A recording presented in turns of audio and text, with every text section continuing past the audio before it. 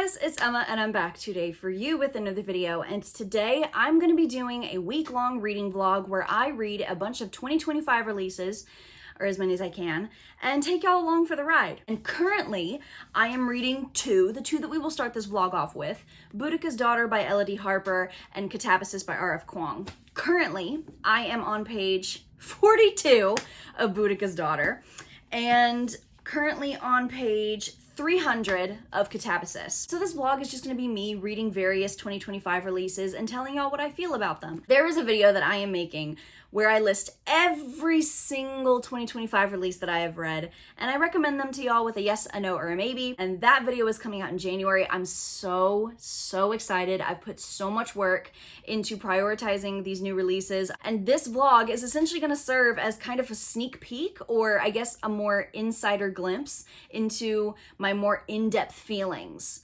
about some of these releases. So I'm going to try and read as many as I can, these two included, but right now, today is currently Sunday, and I have some homework that I really should be doing right now. So I'm gonna get the homework done, then we're gonna crack these open, try and get farther into both of these. Once I've actually gotten a chance to get deeper into these books, I'll tell y'all the list of the 2025 releases that I want to at least get started in this video, because I'm looking at the stack that I've started to create for this vlog.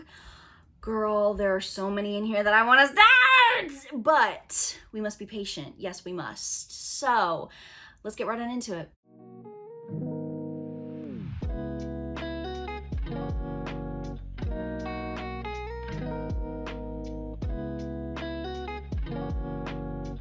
Okay, so first of all, we got Boudicca's Daughter. This is a historical fiction, I believe, about the legendary ancient British queen Boudicca, right? And she led a very famous revolt against the Romans. And this is about her daughters.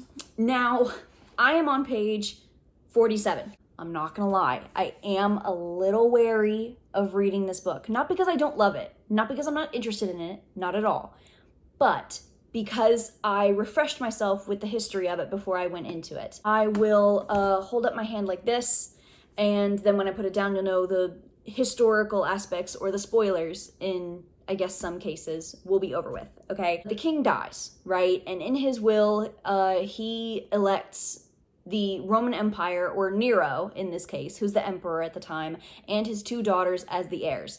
Well, the Roman Empire completely just disregards his will, annexes the tribe's land, and then Roman soldiers come in while they're annexing everything. They flog Boudicca, and then they rape their two daughters. I've said this countless times before. I feel like I have a very strong stomach towards a lot of things, but rape is not one of those things.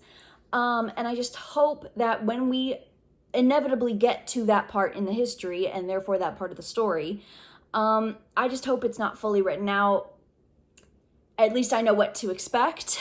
If it is written out, in which case I'll just skip over it. But other than that, I'm really interested in it. And then we've got Katabasis, which is about these two post-grad students whose professor and advisor has died, and so they go into hell to try and retrieve his soul. And let me just say, this is so much fun. And hey, two thumbs way up. I originally did not want to read this book. One, just plainly because I don't really like academia in general. I don't like school. Why would I want to read about it? You know what I mean? But also because the conversations around this book were pretty divisive, I would say. I was recommended this by Jordan on TikTok, one of my mutuals.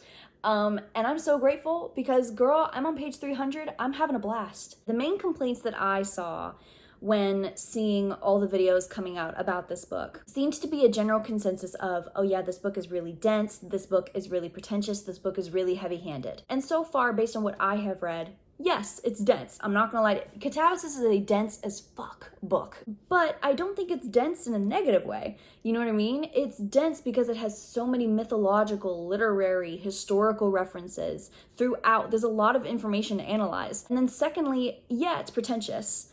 But again, I don't think it's pretentious in a bad way. I think in order to be the satire that it is, it needs to be pretentious.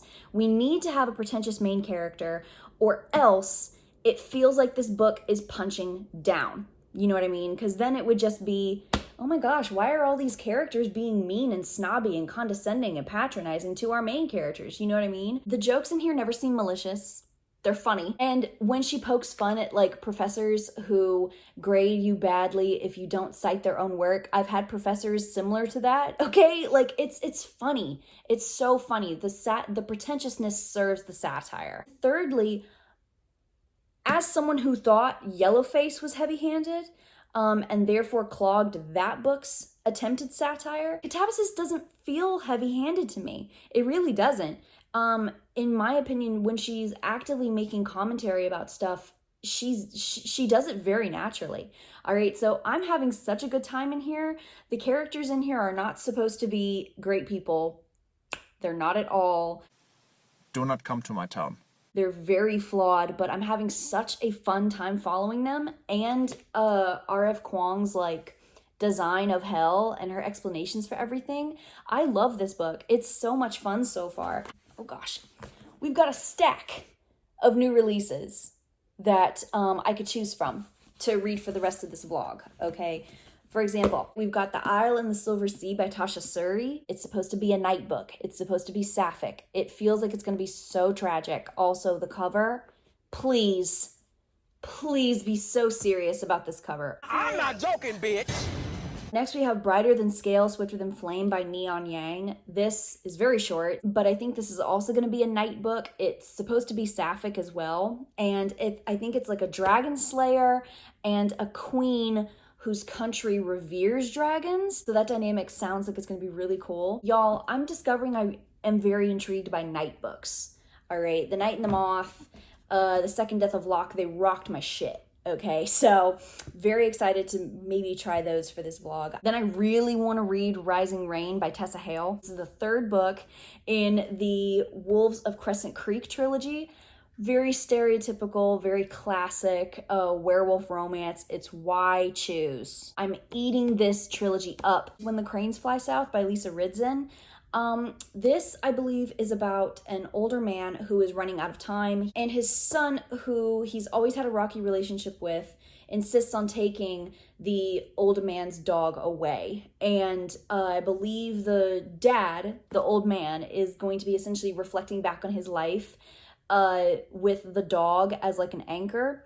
This book just sounds like it's gonna be so sad. Probably the book that I'm the most excited to read or to get to in this vlog, and that is The Works of Vermin by Hiron Ennes. This seems like it's gonna be a fantasy book about this metropolis cut into this tree trunk, this ancient tree trunk. And we follow this main character who's an exterminator, and he has to go after this centipede that's like the size of a dragon that eats artwork. I have so many questions just from the synopsis alone. Like, are we tiny people like the borrowers? Or is this just a gigantic tree? You know what I mean? With a gigantic, actually like, I guess for lack of a better word, real life sized dragon sized centipede. You know what I mean?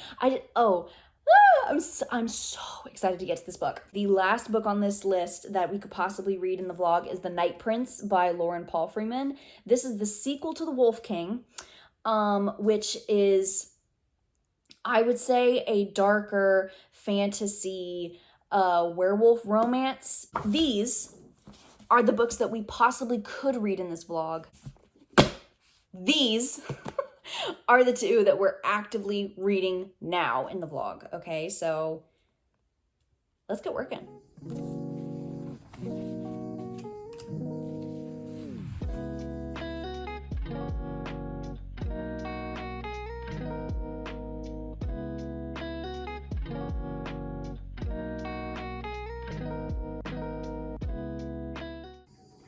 Oh no.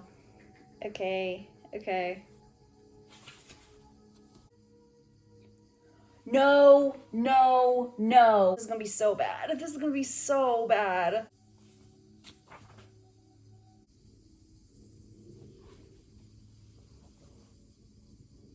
Oh gosh. I'm on page 56 now, and that moment has passed. We didn't see it, thank goodness, but the implication is like almost worse. Okay, so sorry for the atrocious lighting, but it has come to the point in the year where it starts to get dark at 4:30. We love to see it. Anyway, so I got to page 143, technically, in Boudicca's Daughter. I really commend that the author didn't fully, in detail, describe the atrocious gang rape on not only Selena, but also her little sister. This book is structured in a way to where, of course, we get right up to where it's about to happen, the chapter ends, and then the next chapter begins with the implications. And might I say, that was almost worse. That was almost worse. These women have gone through substantial bodily and mental trauma. And Selena wakes up and she doesn't remember. And so there's the concept of her younger sister almost having to survive something different all on her own. It was awful to read. And then you have, of course, their mother who was flogged and honestly can't spend too much time like laying on her back, or else her clothes and the bed sheets will stick to like the wounds. It was, ugh. Then you have the complicated mother-daughter dynamic between Selena and Boudicca. And of course, without spoiling as much as I can, there's this whole thing between their dad favoring the oldest daughter, Selena, and then their mother, in almost retaliation, favoring the younger sister, Belenia. And in my humble opinion, that is such a dog shit excuse. You favored your other child somewhat in retaliation. Retaliation? You cannot be for real.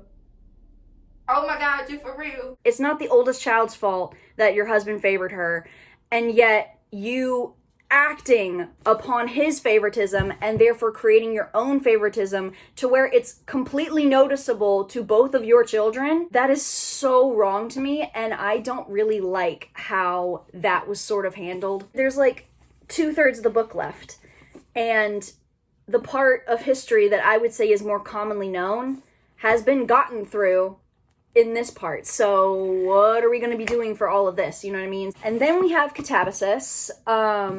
As of right now, I am on page 342, which means I have less than 200 pages left in this book. And I'm so happy about that. Okay, first of all, new development. I really, really enjoy how R.F. Kuang has made Alice an unlikable character. Or also, I guess, an unreliable narrator as well. Something happens and I'm waiting with bated breath for one of the characters to apologize. And it hasn't happened yet. I'm also waiting for the explanation of this character's actions, but I'm still waiting for that apology, girlfriend. That's where I am with this right now, but because it is already halfway through November, I am getting a little antsy about how long it's taken me to read Katabasis.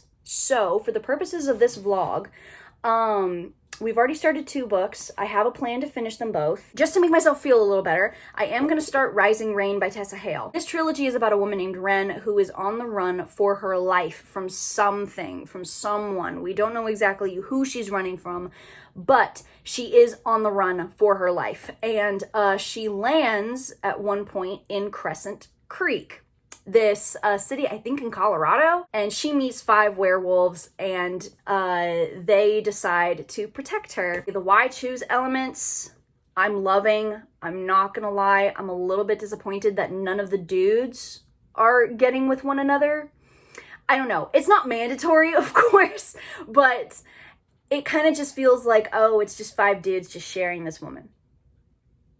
But it's cute. Okay, the second book I liked a little bit less than the first book, plainly because the dialogue got a little too cringy for me. And listen, like I said, it's classic stereotypical werewolf romance. The dialogue is gonna be a little cringy. Like, one of the dudes is literally called Ender. What in the fuck? I can't even elaborate on that issue, man. I'm at a loss for words, man. This shit's crazy. And one of their nicknames for her is Little Warrior. Because of course. Other than those 2 things, the second book's dialogue was just a little bit too ridiculous for me. It's 242 pages long. If I really wanted to, I could finish this either today or tomorrow. One of the 2. But nevertheless, I want to read this one alongside these 2. That way I can feel a little bit more productive particularly with this vlog. So we're gonna start this one. 3 hours later. Ugh. Kitten. Not here, Kitten Whiskers. Danny will discuss it later. And just like that. And just like that. It's done. It's done. Oh! I only like 4 out of the 5 dudes in this trilogy. And in this one, we're focusing on the dude that I don't like. And at points, he just feels edgy for the sake of being edgy. Kitten? We can't be doing that.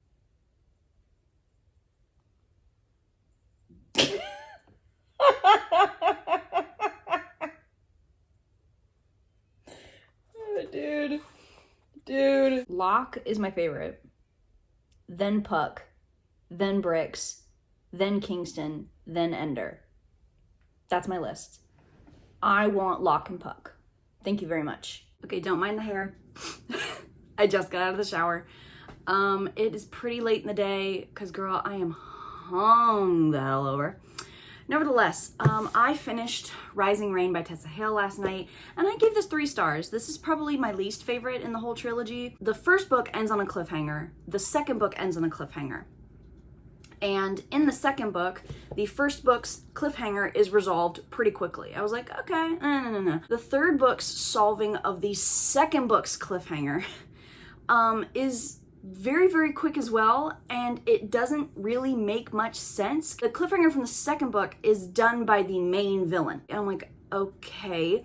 This book I felt was way too fast and could not sit still with itself whatsoever.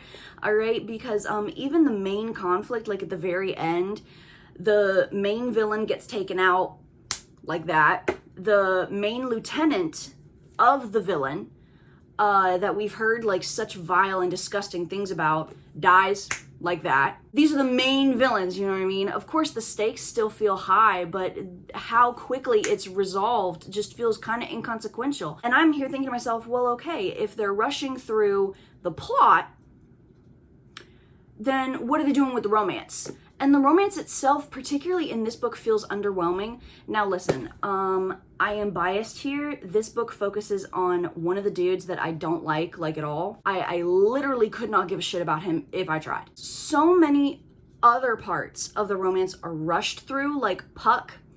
Puck's whole thing is rushed through. Locke doesn't even get his own thing because the entire time throughout this entire series, he's basically been like the dude that helps the other guys pleasure Ren. So we never get a solo scene for him. And that just irks me because he's my favorite. But also because it's like, what, did we just completely forget about the dude? And also there's just things that aren't really well explained. How this book handled the romance was very underwhelming. And the pacing was way too fast to where it seemed to not know what to focus on. So, unfortunately, the first book of the vlog, 3 stars. I have homework to do today, and that's going to put me in such a bad mood. I am going to try and get to page 400 in Katabasis, because now I should have a little bit of leeway to still take time.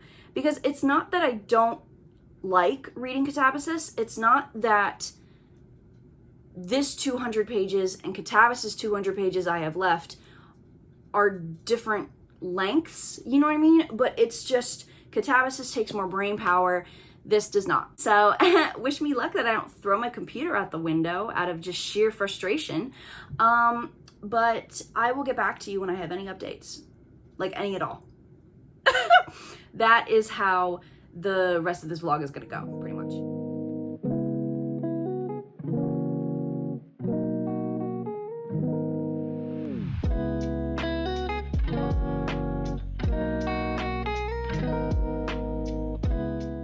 Whatever date Wednesday is. But it is Wednesday and I am 133 pages away from finishing Katabasis. Never thought this day would come! Didn't we say that? We never think this day will come. Never. Never, and it came. I do have some negatives with this book. One of them is that I can't really remember whether this was present in the Poppy War and Yellowface, but the author has a tendency to almost just not really finish describing scenes, and that goes towards setting description and even like action scenes. It'll be where, oh yeah, no, she'll describe maybe the action halfway or 75% of the way through, and then you just kind of have to guess what happens by what she says next. With the setting descriptions, mind you, we're like 130 something pages away from the end. We've gotten through all of the levels of hell. And yet I don't know really what half of them look like. I wish there was better setting description just in general. I feel like that's something I really pay attention to, particularly in fantasy books. And I don't know, I just wish that the levels of hell were kind of described a little bit better. I understand what R.F. Kuang is trying to do with her version of hell in this book, because it's very dependent on the type of person that goes to hell, right? Which, the way she explains it, it makes sense. But I do just wish that we had more explanation on particularly the lower layers of hell. And then also I'm still waiting for a certain character to apologize. My last big gripe with this book is that as much as I'm defending the density and the pretentiousness of this book, it is kind of confusing. Nevertheless, I'm still really enjoying it. I'm going to try and finish it today, and that would be an extremely huge accomplishment, considering that when I started this year, I wasn't even thinking about reading this book whatsoever, and yet I'm really enjoying it. A few inches later. I finished it! 4 stars. Like, this book is so good, all right? It's definitely not without its problems. It definitely is confusing here and there. And there are a few typos as well. I can't lie, the lack of complete setting descriptions did kind of peeve me a little bit. However, like I was saying earlier, with the action scenes not feeling complete, that definitely cleared up towards the end. That was all good. It's so funny, it's so satirical, and it has such complex characters that while I do not like Alice as a person, I love her as a character. She is so complex and just fascinating to follow. Everything that R.F. Kuang does with hell and the 8 courts, 8 circles, whatever the hell you want to call it, it's just so well done. So far, this is my second favorite R.F. Kuang book I've read. And now that I think about it, this is my 100th book of the year. Isn't that cool? That is the second book of the vlog down. I'm so proud of myself because, guys, this is almost 600 pages long. And it didn't take me a solid month to finish it. With this being done and over with, I'm gonna go to bed and I'm gonna edit a little bit. And then, well, not tomorrow, I guess later today, I am gonna talk to y'all about the new book that I'm starting, because I so badly want to, 1, get farther in Boudicca's Daughter, and 2, I really want to start the works of Vermin. So I'll see y'all later when I wake up.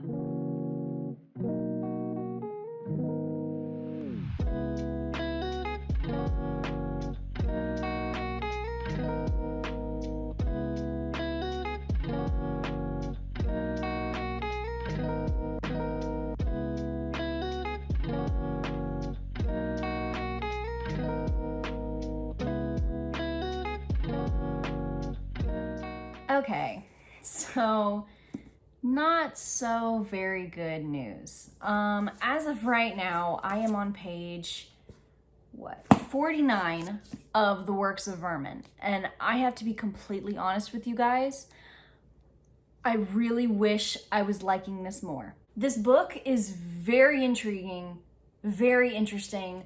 I so want to find out what's happening next, but I'm so confused. And I can't tell whether it's because the book is confusing or if I myself am confused, because there's a difference. Just the plot is very confusing. I have so many questions. Every single time we find out something new, I just don't know how I feel about this, other than the fact that I know that I don't feel very good when I pick this up. The writing also doesn't help. It's very pretty writing.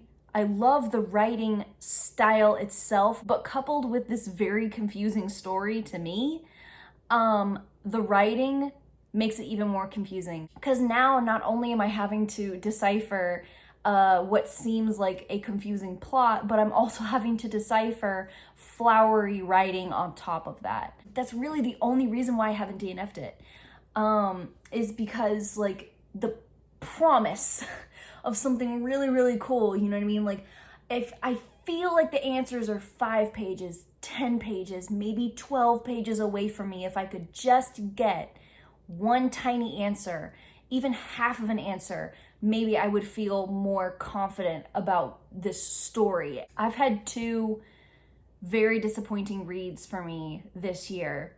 Bury Our Bones in the Midnight Soil by V.E. Schwab and Lore of the Tides by Annalisa Barana. I don't want this one to be disappointing, but as of where I'm at right now, this could be on that list. 12 seconds later.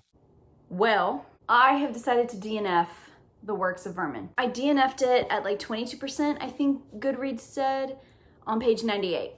I want to start out by saying, this book is not objectively bad, okay? This simply is a case of, this book is not for me. The ideas are so interesting, but as cool as the world building is, essentially how it feels is we are thrown just miscellaneous bits of world building with little to no connection, even implied. I'm sitting here, I'm like, okay, well, wait a minute, you mentioned a war.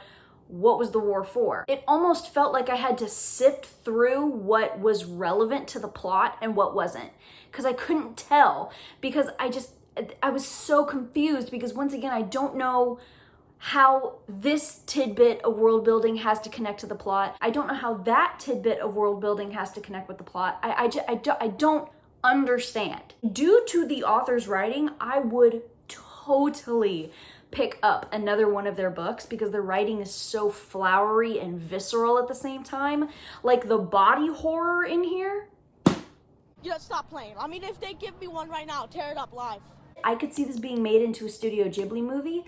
I remember I wasn't a fan of Howl's Moving Castle, the book, but Howl's Moving Castle, the movie, is one of my favorite movies of all time, right? So if this was made into a movie, I think I might like the movie version better. It may translate better, you never know. Nevertheless, I would recommend to people who want to try this to definitely read it. This book is just not for me. So that's technically 3 books that I've read. I have gotten to page 170 in Boudicca's Daughter. I actually don't remember if I've given my tentative rating for Boudicca's Daughter. If I haven't, this is sitting at a 4-star, okay? It's a little confusing. Some of the actions of the characters seem a little ridiculous. There are just some decisions where I'm like, and we did that for what? Nevertheless, I'm really excited to see what else is gonna happen. I wanna try and get to page 212 tonight, which means that I will be officially halfway through the book.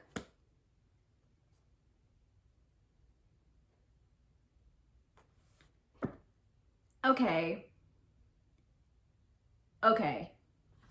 No, cause pause.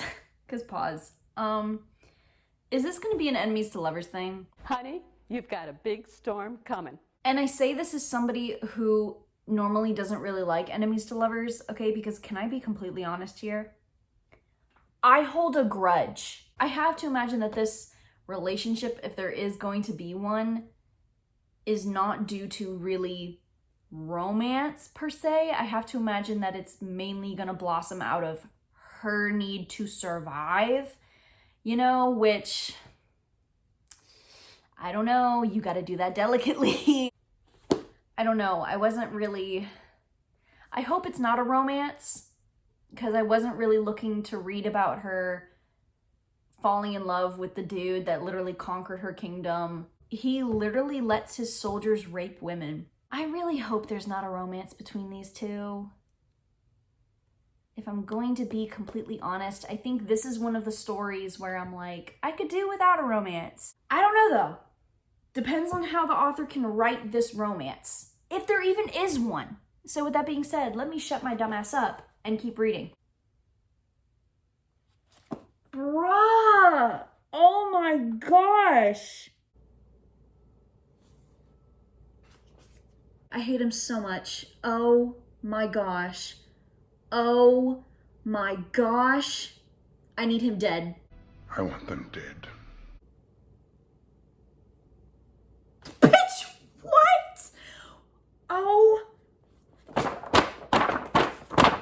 Oh my gosh. I'm about to lose my mind. Ooh. I hate this dude so much. What are we doing? What are we doing? Not these two people. Not these two people.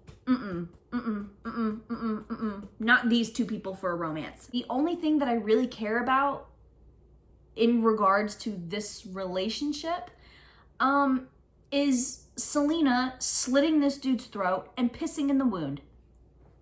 And that being the end of it. I think it's doing really, really well so far with the character complexities, okay? And showing just the horrors of war and how quickly wars and campaigns and bloodshed can go awry.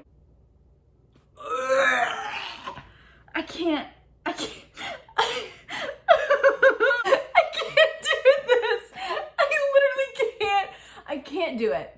I'm now officially halfway through. Brother. With that being said, excuse me, this book is putting me through the ringer. But yeah, now I need a break. I'll see y'all later today. I'm a night owl, if you couldn't guess. So, it is currently Sunday, Thanksgiving break, and the end of the vlog starts tomorrow. And I am currently on page 301 of Boudicca's Daughter. This is the last book that I'm gonna be able to read in the vlog, but I'm gonna try and finish this tonight. As of right now, Selena has gotten to Rome and is now with Nero, the Roman Emperor Nero, so she's obviously trying to navigate his court and just his unpredictability, which has bled into the rest of his court, of course. Okay, it's completely illogical to be like, oh yeah, there's no way Stockholm Syndrome could happen.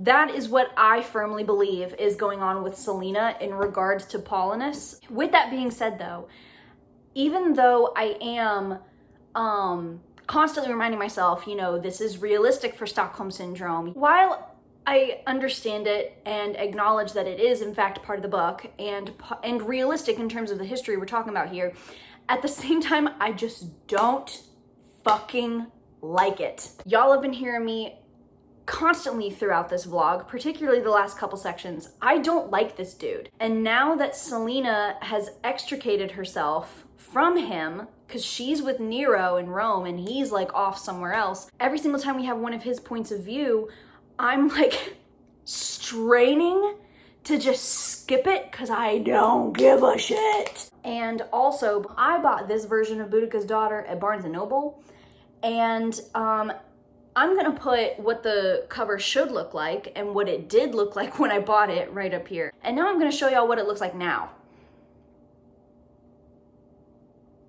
You see how there's supposed to be dots mirroring this right here? You can kind of see how the metallic on the pillars have started to rub off. Same thing with the bottom of the columns. Same thing with the biggest giveaway is the author name, all right? And listen, I am going to make a very big sacrifice for y'all just to show y'all that I'm not pulling y'all's leg. Watch this H. I'm trying to get the sweat off of my fingers, okay? Watch what happens when I do this. It's just a shame because one, it's a beautiful book, all right? I love this edition of this book, but what do you mean sweat took you out? So I finished Boudicca's Daughter and I gave it 2 stars. I really didn't like this book by the end of it. Honestly, as much as I enjoyed The book as a whole, by the end I was really just trying to finish it. The pacing is very off in this book. There's 4 parts, all right, and half of them feel incredibly rushed, and then the other half feel like slogs. And then there are instances in this book where it's like, okay, no, this is just ridiculous. This character would never do that. It's one of those instances where the plot needs to move forward, the characters need to get from A to B, and in order to be able to get them from A to B, the only thing that we can do is to make them act completely out of character, just to make the story go forward. And personally, I feel like that's lazy writing. Even the characters in the book, they would like seem to essentially snap out of it, and they'd be like, oh my gosh, what did I just do? And I'm sitting here looking like, yeah, girl, what did you just do? So that's that. Look, the biggest thing that turned me off from this book is the romance, okay? Because yes, there is a romance in here, and my problem is not that there's a romance, okay? My problem is who the romance involves. I do think that there is a way that a relationship between the two of them could have been handled better, okay? Because either she has Stockholm Syndrome and she thinks she loves him, or she actually does have love for him, anything of the sort. I think that could have been handled well, but unfortunately the romance between these 2 particular people is handled almost like a stereotypical, and when I say stereotypical, I mean stereotypical enemies to lovers thing. To me, there's a difference between the phrase, oh, you destroyed my kingdom, but I love you, versus I love you, but you destroyed my kingdom. 2 very different messages from practically the same sentences, just switched around, all right? And I feel like that switching is very important in order to portray what you're trying to.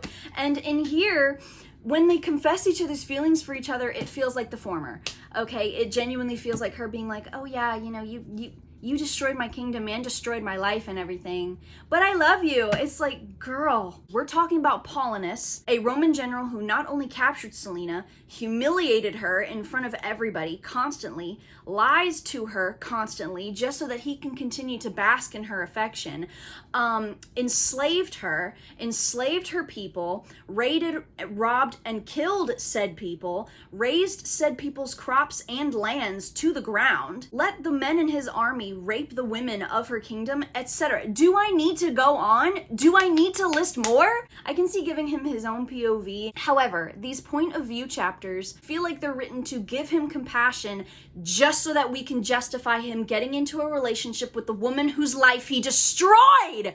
Like, and honestly, you're telling me that she's been a slave this damn near 75% of the book, and yet she doesn't have any sort of commentary to make about the fact that towards the end of the book, she herself owns slaves. She never once comments on that. I thought that was a little odd. I think the bluntest thing that I'm gonna say about this book is that we know next to nothing about either of Boudicca's daughters. There is a plethora of things that we could have done. And yet a romance with the dude who literally destroyed her life, her family's life, and the lives of her people, that's what we went with. Nevertheless, yeah, 2 stars. So you guys, with that, we have come to the end of the reading vlog. And I have read 4 books during the span of this vlog. I'm actually very proud of myself, so we're just gonna quickly go through them, all right? Rising Rain by Tessa Hale. I gave this 3 stars. I thought it was honestly the worst in its respective trilogy, but it was still a lot of fun. Katabasis, I gave 4 stars. This book is the best book out of the whole vlog. It was so much fun. It made me feel so many times like I was in on a joke. This is one of the best satires I've ever read. This is up there with Animal Farm. My second favorite R.F. Kuang book I've ever read. Awesome. The Works of Vermin. We DNF'd this. We. Yeah, we. You and me. We DNF'd this book. Very big shame. Not for me. I would still likely recommend this to other people. Just for me, it was way too confusing. And then lastly, Boudicca's Daughter. I gave this 2 stars. Girlfriend. Just the topics that were handled in this book. Some of them were handled well. Such as the horrific concept of rape in war and anything adjacent to that. I think those conversations and topics were handled very well. But the romance in here, it's literally like I just said. You're telling me out of anything you could have done, a romance with the dude who literally destroys her life is what you come up with? Okay. These 4 books are now gonna go towards my list for that rapid fire recommending 2025 releases video that I'm having out in January. I hope you guys are looking forward to that. I really am. So you guys, nevertheless, I hope that you guys have enjoyed the vlog. I hope you guys have a great Thanksgiving break. I hope you guys are staying safe. And lastly, I hope that you guys have a great rest of your day. Goodbye.